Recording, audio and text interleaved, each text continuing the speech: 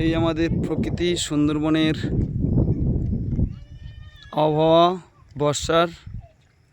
এখানে ছোটো ছোটো পুকুর সব ঘিরে কি সুন্দর করে সব রেখেছে, সব মাছ ছাড়া আছে এখানে ছোটো ছোটো পুকুরে ডোবায়।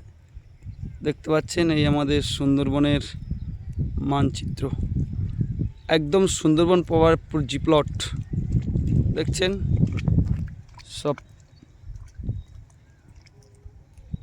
এটা এখন পর্যন্ত চাষ হয়নি এই জায়গাটা এ পর্যন্ত।